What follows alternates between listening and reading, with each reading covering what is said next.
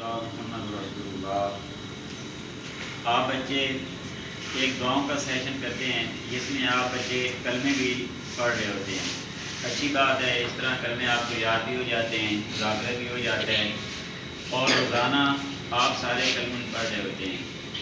لا الہ الا اللہ محمد رسول اللہ کلمہ طیبہ آپ کے سامنے پڑھا ہے، آپ بچے روزانہ پڑھتے رہتے ہیں، اسمبلی کے علاوہ بھی آپ پڑھتے رہتے ہیں، سنتے رہتے بھی ہیں، سناتے رہتے بھی ہیں، جس کا ترجمہ یہ بنتا ہے کہ اللہ تعالیٰ کے سوا کوئی معبود نہیں اور حضرت محمد صلی اللہ علیہ وسلم اللہ کے رسول ہیں۔ اس سے بڑی واضح بات ہے کہ رازق، خالق، مالک، دکھ دینے والا، سکھ دینے والا، ہر چیز پر قادر صرف اللہ تعالیٰ کی ہی ذات ہے، اور وہی ذات ہے جو عبادت کے لائق ہے۔ اپنی ذات میں، اپنی صفات میں اس کا کوئی ثانی نہیں۔ اللہ نے ہم سب کو پیدا کیا اور اللہ ہی خالق، رازق، مالک، ساری طاقتیں، ساری قوتیں اللہ کے پاس ہیں، سارے خزانوں کا مالک اللہ تعالیٰ ہی ہے۔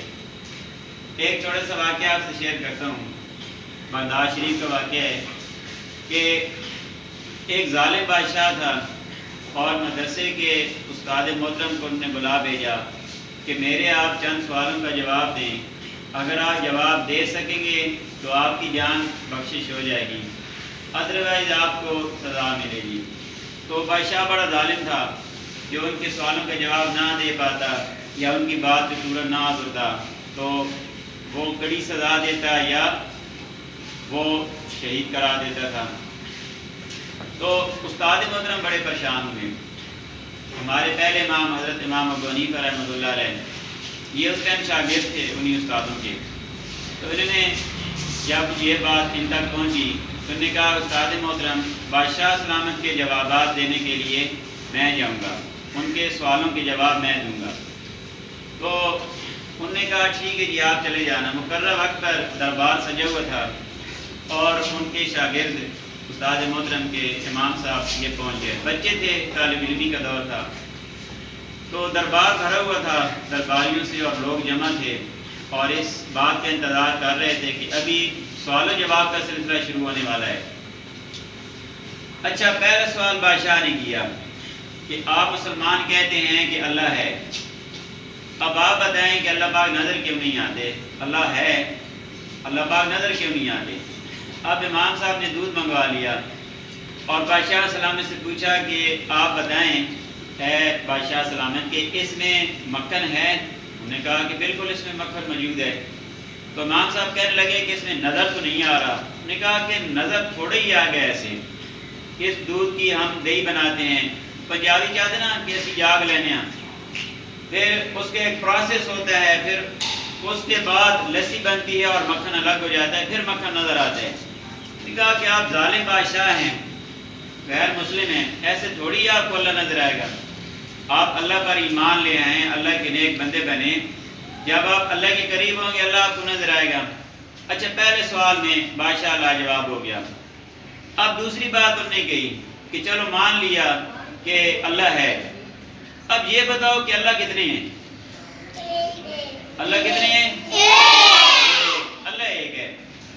اب امام صاحب کہنے لگے کہ بادشاہ اسلام گنتی شروع کریں۔ انہوں نے گنتی شروع کر دی، بادشاہ نے 1 2 3 4 5 6 7 8 9 10 طرح گنتے گئے، 100 101 102 103 1000 1001 1002 اس طرح، یہاں تک گنتی بادشاہ سلامت کو آتی تھی۔ کافی دیر وہ گنتی گنتے رہے اور مجمع سارے درباری وہ سنتے رہے۔ اب ایک حد تک جا کے گنتی ختم کر دی۔ اب بادشاہ سلامت کو بولا کیا واپس گنتی گن کے لے آئیں؟ اب انہوں نے واپسی گنتی شروع کر دی، واپسی گنتی گنتے گنتے لاکھ، پھر آگے 1000، پھر ایسے جب گنتے گنتے آ گئے 100 99 98 97 96 اس طرح گنتے گنتے 10 9 8 7 6 5 4 3 2 1 ایک پہ آگے ختم ہو گئی بات۔ اب امام صاحب نے کہا کہ اس سے پیچھے اور، انہوں نے کہا بھائی ایک سے شروع ہو رہی ہے اور ایک پہ ہی ختم ہو رہی ہے۔ انہوں نے کہا کہ اللہ کی ذات بھی ایک ہی ہے، ٹھیک ہے، اور آگے یہ جو آپ نے گنتی گنی ہے نا، یہ اس کی مخلوقات ہیں، ایک سے بات شروع ہوئی ہے اور ایک پہ ہی ختم ہوئی ہے۔ اب بادشاہ سلامت دوسرے سوال میں بھی لاجواب ہو گئے. اب تیسرا سوال نے کہا کہ پہلی بات کہ ہم نے مان لیا اللہ ہے، اب دوسری بات کہ اللہ ایک ہے، اب تیسرا سوال کہ اللہ پاک اس وقت کس طرف دیکھ رہے ہیں. اب درباری کا جوش بھی بڑھ گیا کہ بادشاہ بھی بڑے عجیب عجیب سوال کر رہا ہے. تو انہوں نے موم بتی منگوائی امام صاحب نے، اور درمیان میں موم بتی جلائی گئی، اور جو اندر لائٹنگ کا انتظام تھا یا جو دروازے سے آگے پردے لٹکا دیے گئے اور موم بتی کو جلایا گیا. اب بادشاہ سے پوچھنے لگے کہ بتاؤ کہ موم بتی کس طرف دیکھ رہی ہے. انہوں نے کہا یہ تو ہر طرف دیکھ رہی ہے. تو امام صاحب نے کہا کہ اللہ کی ذات بھی ایسے ہی ہیں کہ وہ ایک وقت میں ہر طرف دیکھ رہے ہوتے ہیں. اب نعوذ باللہ ہماری طرح تھوڑی ہے کہ ہم سامنے دیکھ رہے ہوں پیچھے کا پتہ نہ ہو. تو اللہ کی ذات تو ہر چیز پر قادر ہے. اللہ پاک سب کی سنتے ہیں، سب کو دیکھتے ہیں. اب چوتھا سوال، انہوں نے کہا کہ مان لیا اللہ ہے، اب یہ بھی مان لی بات کہ اللہ ایک ہے. اب تیسری بات، تیسرے سوال کا جواب بھی مل گیا کہ اللہ پاک ہر طرف دیکھتے ہیں، کوئی چیز بھی اللہ سے ڈھکی چھپی نہیں ہے. اب چوتھا سوال اور آخری سوال وہ یہ ہے کہ اس وقت اللہ پاک کیا کر رہے ہیں. اب جو امام صاحب تم نے کہا کہ اب اس سوال کا جواب میں ایسے نہیں دوں گا، میری ایک شرط ہے، پہلے آپ وہ شرط مانیں گے اس کے بعد میں اس سوال کا جواب دوں گا. اب بادشاہ سلامت کا بھی وہ جذبہ، وہ سسپینس بڑھ گیا، اور درباری بھی بڑے حیران تھے اس بات پہ کہ ایک چھوٹا سا بچہ سوالوں کے جواب دے رہا ہے، اور ایسے سوال کہ جو بڑے عجیب و غریب تھے. اب بادشاہ نے کہا کہ ٹھیک ہے آپ کی شرط ہمیں منظور ہے. انہوں نے کہا کہ آپ کے سر پہ جو بادشاہت کا تاج ہے نا یہ میرے سر پہ رکھو، اس کے بعد میں سوال کا جواب دوں گا. انہوں نے کہا ٹھیک ہے جی. اب بادشاہ نے اپنے وہ بادشاہت کا تاج جو تھا وہ اپنے سر سے اتارا اور اس بچے جو امام صاحب تھے ان کے سر پہ رکھا. تو جیسے ان کے سر پہ تاج رکھا تو امام صاحب نے فوراً جو ان کے سنتری سپاہی کھڑے تھے، گارڈ جو تھی، ان کو حکم دیا کہ بادشاہ کو پکڑو، گرفتار کرو اور تختے پہ لے جاؤ، اس کو پھانسی کے پھندے پہ لٹکاؤ. اب یکدم خاموشی چھا گئی، اور جو محافظ تھے انہوں نے بات پہ عمل شروع کر دیا. کیونکہ رول تھا کہ جس کے سر کے اوپر بادشاہت کا تاج ہے حکم اسی کا مانا جاتا ہے. اب اس وقت تو امام صاحب کے سر پہ تاج تھا، تو فوراً معاوضوں نے بات مان لی. اب بادشاہ حیران پریشان کہ یہ عجیب معاملہ ہو گیا میرے ساتھ. اور جب محافظوں نے پکڑا تو کہا رک جاؤ. اب جیسے ہی رکے تو کہا کہ اس وقت اللہ پاک ایک عام بندے کو تخت پہ بٹھا رہے ہیں اور تخت سے اٹھا کے تخت پہ لے جا رہے ہیں. تو پھر جو بادشاہ کا تاج تھا انہوں نے واپس بادشاہ کو لوٹا دیا، اور بادشاہ حیران پریشان. اور ان سوالوں سے، جوابوں سے متاثر ہو کر بادشاہ بھی ایمان لے آیا اور اس نے سچی توبہ کر لی. تو بات یہی ہے بیٹا کہ اللہ ہر چیز پر قادر ہیں، اللہ سب کو دیکھتے ہیں، اللہ ایک ہے، اللہ کا کوئی شریک نہیں ہے.